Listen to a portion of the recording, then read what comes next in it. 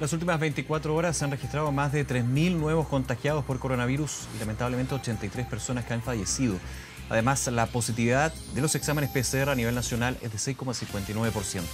Para comentar las cifras del último balance, también el proceso de vacunación y los anuncios del plan paso a paso, ya estamos en contacto con el doctor Cristóbal Cuadrado, académico de la Escuela de Salud Pública de la Universidad de Chile. Muchas gracias por acompañarnos. ¿Qué tal? Hola, muy buenas tardes. Doctor, a ver, las cifras siguen estando por sobre los 2.000, 3.000, pero siempre nosotros lo repetimos, no es bueno solamente quedarse con esa cifra de nuevos contagiados, que también a nivel nacional, sino los índices de positividad, los casos activos y por sobre todo el contexto completo. Con esos factores, ¿cómo usted evalúa lo que ha estado sucediendo con respecto a la situación sanitaria, epidemiológica y también lo que tiene que ver con las distintas medidas que se van aplicando según estos datos?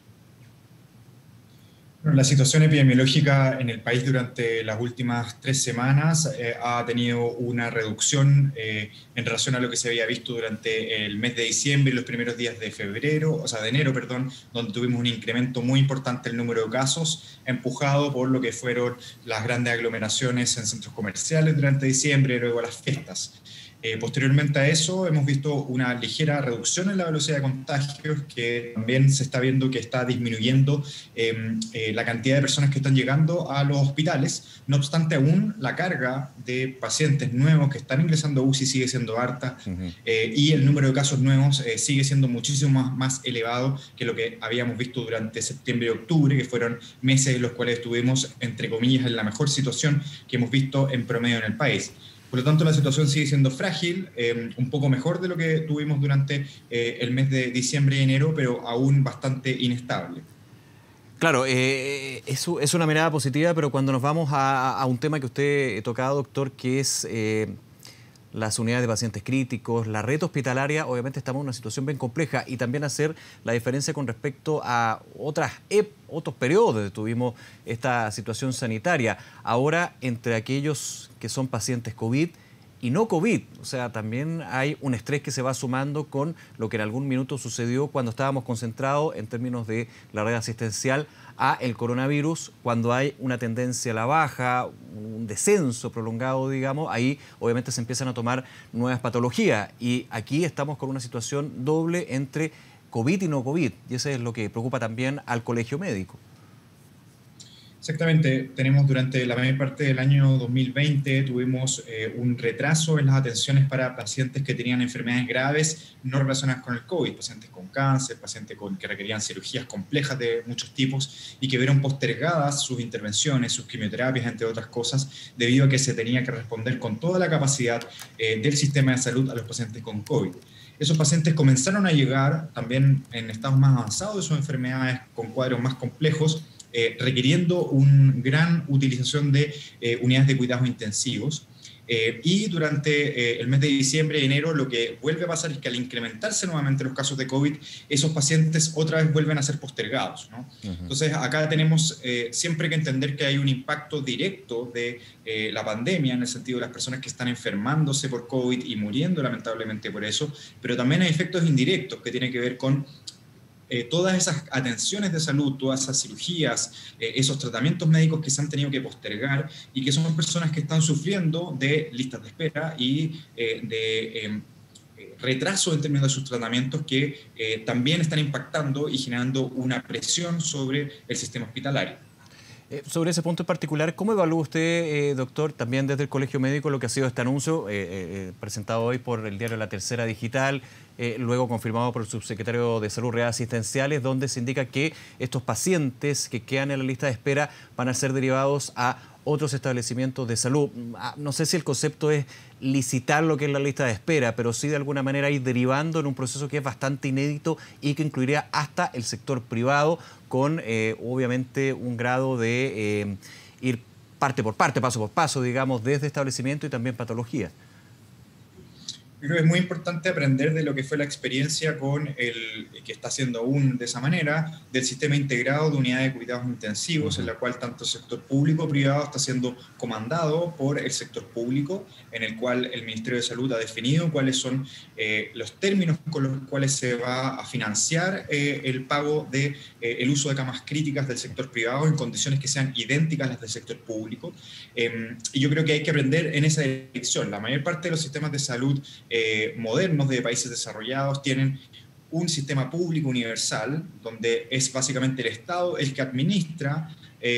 todos los prestadores de salud, incluidos prestadores que pueden ser privados, pero que participan bajo una norma que es pública, idéntica con los prestadores públicos. En ese sentido yo creo que hay un espacio para avanzar,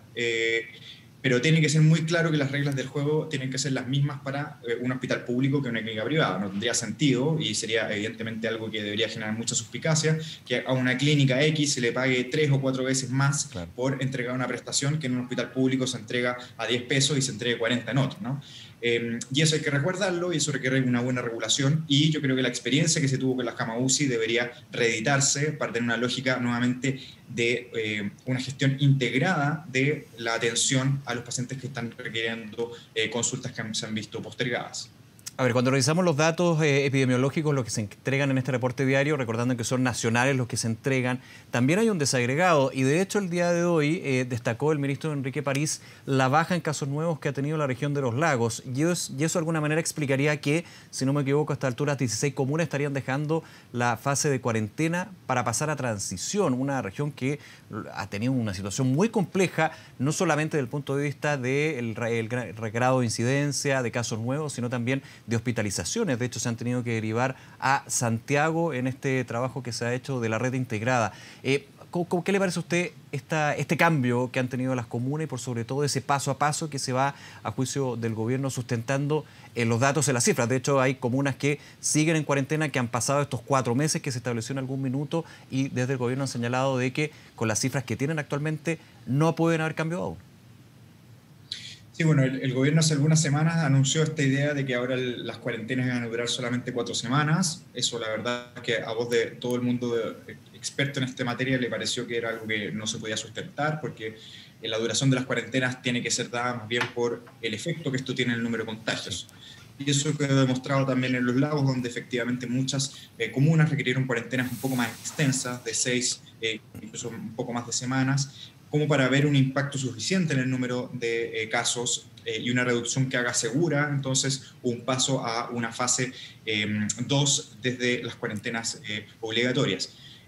Yo creo que la situación en los lagos efectivamente está mostrando una reducción de los casos, y es de esperar que el avance de un gran número de comunas vaya de la mano también de que las medidas de cuidado sigan siendo mantenidas, que no haya un incremento brusco tampoco de la cantidad de visitantes en esas zonas, porque obviamente que si es que el turismo crece muy rápidamente y se incrementa la densidad, si se abren locales como restaurantes, entre otros, pueden generar nuevamente brotes que harían retroceder rápidamente la situación epidemiológica. Entonces yo creo que va a ser clave básicamente de cómo se comporte la propia población local, como también la fiscalización que puede hacer la autoridad de que se sigan manteniendo las medidas de cuidado recomendadas para las fases en las cuales están pasando cada una de las comunas. Lo lleva el proceso de vacunación, doctor Cuadrado, y claro, se ha destacado el alto número de personas que ya han sido inoculadas con esta primera dosis de las distintas vacunas, que supera ya el 1.000.000 de personas, pero si vemos por comuna, la situación es distinta. Hay comunas que obviamente tienen un nivel bastante alto de vacunación, y eso es una buena noticia. Sin embargo, si vemos la región metropolitana, estaba viendo datos aquí que me comparten compañeras del Departamento de Prensa de TVN, hay comunas que están bastante bajo. Por ejemplo, Renca, un porcentaje de vacunados de 5,35%, San Bernardo 5,14%, Puente Alto 4,93%, y ahí podría seguir. Son bajos considerando que la población de estas comunas es de adultos mayores, en una mayoría importante. Aquí lo que se ha podido reportear es que el miedo a la vacuna sigue ahí. El miedo, la duda del vacunarse o no. Desde el Colegio Médico, ¿cómo han ido de alguna manera viendo esto? Desde la atención primaria, desde el contacto con la ciudadanía, porque todavía hay dudas, incertidumbre con respecto a ir a vacunarse o no. Lo primero que hay que decir es que el proceso en su conjunto hasta ahora ha sido un éxito, ha existido una gran cobertura, estamos llegando casi a 2 millones de personas en un plazo que es realmente muy récord, y que responde también a una tradición de un sector de salud, una atención primaria pública extendida a lo largo de todo el territorio y con experiencia en campañas de vacunación masivas durante varias décadas. En ese sentido, yo creo que hay que transmitirle a la ciudadanía una y otra vez un mensaje muy claro. Las vacunas que están administradas en Chile han sido evaluadas científicamente, han sido evaluadas por comités asesores científicos externos al gobierno, por el Instituto de Salud Pública y por agencias de evaluación de tecnologías de otros países, y han llegado todas a la misma conclusión, de que son vacunas que son efectivas y que son seguras, y que por ende están recomendadas y que su uso es muy preferible a la no vacunación. Sabemos que hay un porcentaje de la población que tiene dudas, y esas dudas hay que enfrentarlas con más información, hay que enfrentarlas con entender desde dónde se originan esas dudas, y es muy clave que en lo sucesivo vamos a tener que ser mucho más activos de ir a llegar a aquellos grupos que tienen más dudas con respecto a la vacunación. Lo que no debe pasar es que se profundicen las brechas de acceso, ¿sí?, por inequidades que pueden ser estructurales a acceso a la información, ¿sí? O sea, el que sean comunas particularmente vulnerables del país las que estén teniendo también coberturas más bajas es algo que debería gatillar desde el punto de vista de la autoridad planes de contingencia para entender qué es lo que está pasando ahí y ver de qué manera se puede apoyar de manera muy activa a sus municipios con planes locales, con comunicación a nivel territorial, trabajando con las organizaciones sociales de esas propias comunas, de tal manera de poder incrementar la aceptabilidad y participación de la ciudadanía en los procesos de vacunación. Usted le decía, es muy necesario identificar esas dudas para derribar esos mitos. ¿Ha notado una duda que sea quizás la que más se repite, la que más causa que tengamos esa cifra baja de porcentaje de vacunados en algunas comunas? Estamos viendo solamente la región metropolitana, pero a nivel nacional también pueden haber casos donde desgraciadamente aún hay miedo con respecto a vacunarse. Sí, en la Escuela de Salud Pública nosotros desarrollamos una encuesta durante el mes de diciembre, una encuesta representativa a nivel nacional, donde le preguntábamos a las personas si estaban dispuestas a vacunarse, y había aproximadamente un 10% de la población que tenía muchas dudas con respecto a vacunarse, ¿sí? Y ese grupo, las dos principales causas que argumentaban era, uno, duda con respecto a que las vacunas fueran realmente eficaces, y segundo, dudas con respecto a los eventuales efectos adversos que pudieran tener las vacunas, ¿sí? Con respecto al tema de los efectos adversos, hay que decir que la vacuna CoronaVac, que es la que más se estaba utilizando, es una vacuna extremadamente segura, tiene efectos adversos muy poco frecuentes, en los cuales puede ser fiebre, dolor local en el brazo, ¿sí?, y reacciones alérgicas leves. Por lo tanto, la verdad es que es una vacuna con un muy buen perfil de seguridad, ¿sí? Y con respecto a la efectividad, algo que yo mencionaba previamente, tenemos estudios científicos que nos muestran que son vacunas que son efectivas en reducir el riesgo de contagio y sobre todo, y más importante, que son efectivas para reducir el riesgo de cuadros graves que requieren hospitalización y por ende los que son más probables de generar muerte debido a coronavirus. En ese sentido, yo creo que tenemos elementos de sobra para poder darles una respuesta satisfactoria a esas personas que pueden tener legítimas dudas con respecto a qué es lo que está pasando con el proceso de vacunación, las vacunas que existen, entre otras cosas. Doctor Cristóbal Cuadrado, nuevamente muchas gracias por conversar con nosotros a esta hora en Canal 24 Horas. Que esté muy bien. Muy bien. Hasta luego. Hasta luego, gracias.